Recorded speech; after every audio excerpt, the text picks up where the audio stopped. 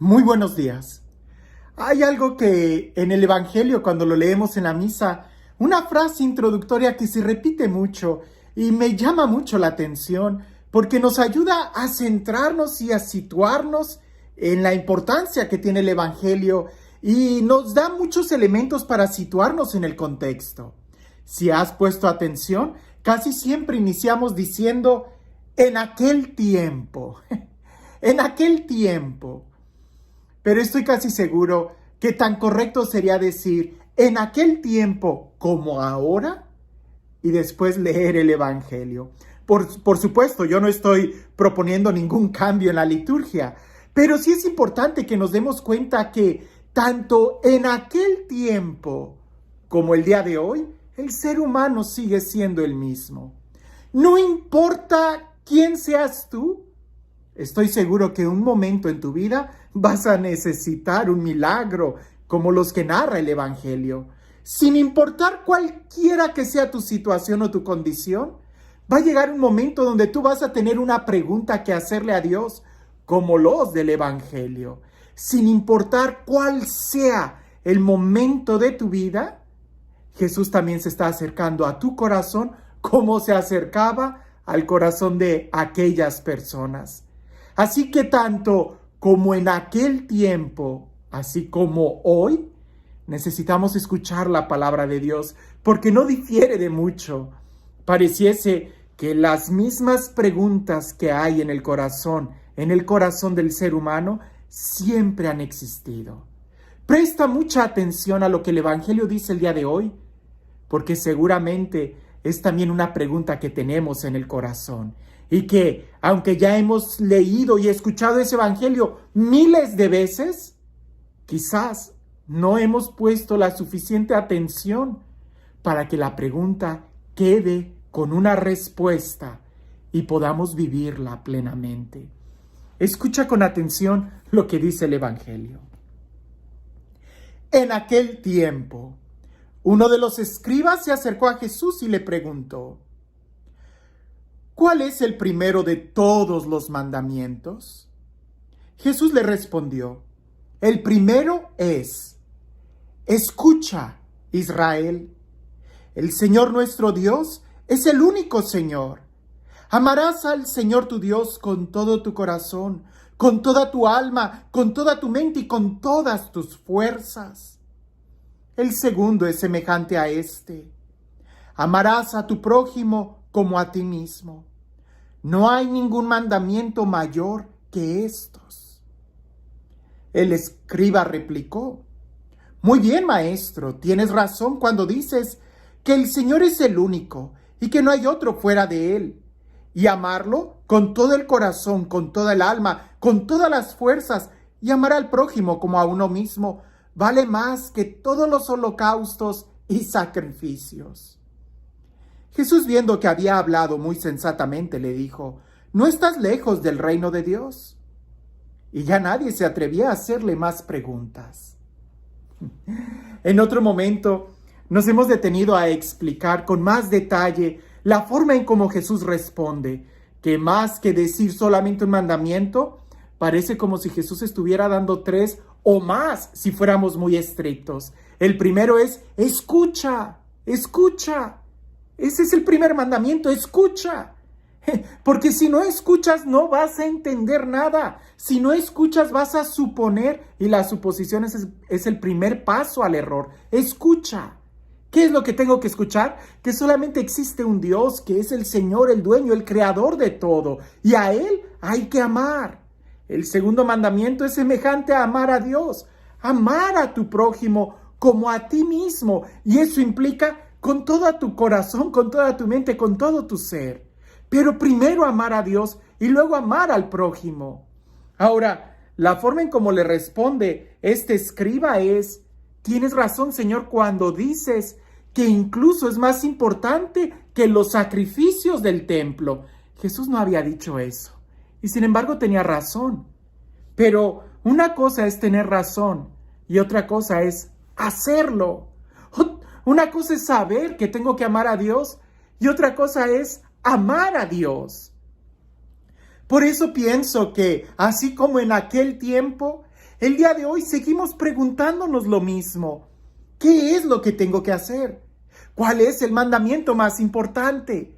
¿Qué tengo que hacer para ganar la vida eterna? Y pudiéramos hacernos miles y miles y miles de preguntas. Y creo que el problema no está en las preguntas.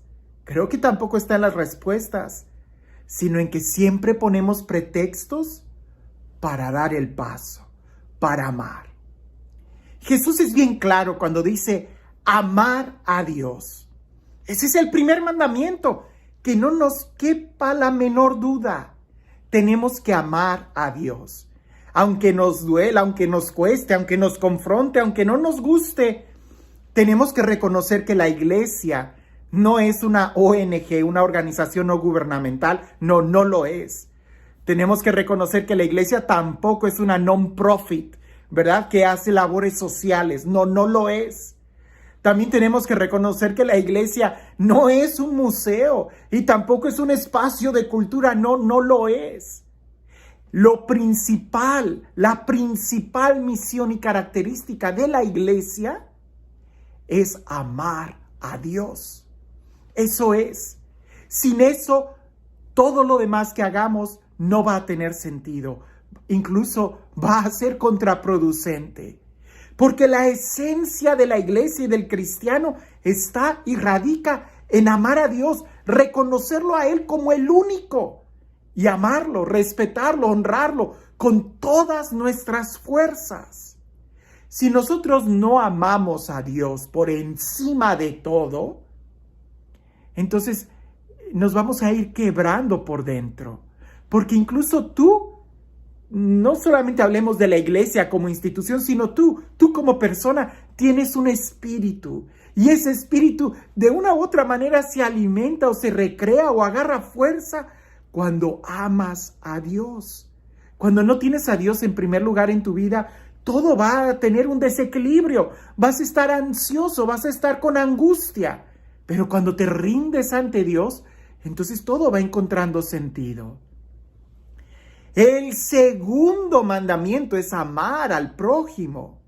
Por eso digo, si no amamos a Dios, no vamos a amar al prójimo. Si en nuestras iglesias no hay un verdadero amor a Dios, entonces tampoco va a haber un verdadero, genuino amor al prójimo. Las dos cosas tienen que estar unidas, pero tiene que quedar bien claro que lo principal es amar a Dios. Porque si no amamos a Dios, ¿con qué criterios vamos a amar al prójimo? Terminaremos disolviéndonos, terminaremos dañando, terminaremos haciendo ideologías en lugar de un verdadero amor comprometido al hermano. Tenemos que amar a Dios para saber cómo amar al prójimo. En la iglesia, cuando se ha amado a Dios, es cuando se ha habido un gran progreso en la historia, ¿verdad? En torno a los monasterios es donde surgieron las universidades. En torno a las parroquias es donde surgieron los hospitales. Incluso tú me pudieras decir, bueno, pero eso fue hace muchos años. No, el día de hoy. En torno, alrededor de personas que aman a Dios, es donde surgen movimientos sociales con un genuino amor al hermano. Por ejemplo, piensa en el Padre Pío, un hombre místico, un hombre estigmatizado, que en torno a él, a su amor a Dios, se fundó también un hospital muy bueno. Piensa en el amor de la Madre Teresa de Calcuta, que ella, amando a Dios, encontró un camino para amar al prójimo y fundó una congregación que ha ayudado como ninguna otra institución, ¿verdad? Los hermanos y las hermanas de la caridad. Pero primero amar a Dios. En cambio, ¿cuántas veces hemos tratado de amar al hermano haciendo a un lado a Dios? Y ahí viene todo un desequilibrio. Por eso creo que la primera parte es escucha. Porque hay que saber cómo amar. Y para eso tenemos que dejar a quien es el amor que venga a nuestro corazón. Los escribas siempre estaban peleando qué mandamiento era el más importante, qué precepto era el más importante, qué era lo que tenían que hacer para incluso ser los más importantes. Jesús no pone un conocimiento intelectual, sino algo muy práctico. Por eso le dice a ese escriba, no estás lejos del reino de los cielos. Pero para estar en el reino de los cielos tienes que poner en práctica eso que ya sabes, amar a Dios y al hermano. Nosotros el día de hoy, ¿qué tan cerca o lejos estamos del reino de los cielos? ¿Qué tanto es nuestro amor al hermano? ¿Y qué tanto amamos a Dios para que ese amor a Dios se vea manifestado en el amor a los hermanos? ¿Es que es tan difícil o es tan simple? Si verdaderamente amamos a Dios, terminaremos amando a los hermanos. Pero si no amamos a Dios, nos estaremos engañando, amándonos o no amándonos o fingiendo. Todo tiene un orden y un equilibrio cuando amamos a Dios con todo nuestro corazón, con toda nuestra alma, con todas nuestras fuerzas. Entonces, sin límites y sin reservas, amaremos también a nuestros hermanos.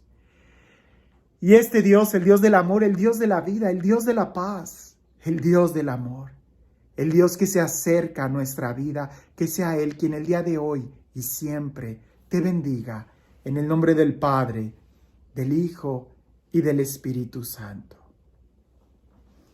Amar a Dios es amar a nuestro hermano como Él nos ha amado. Dicen por ahí, es una caricatura, un cuento, que había una gallina y un cochinito, un cerdo, que iban caminando, eran amigos.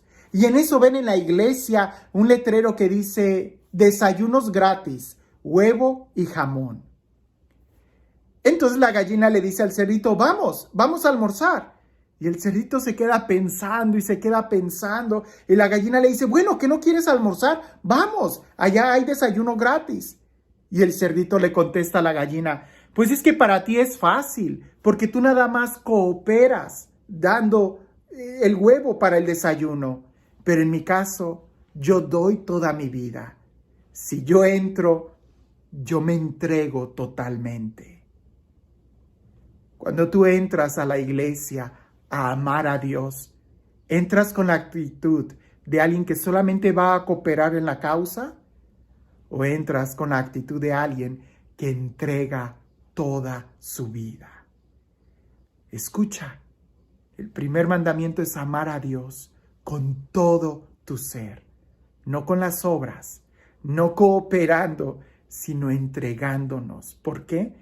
Porque solamente una entrega total a Dios es lo que va a poder hacer posible que podamos amar a nuestros hermanos.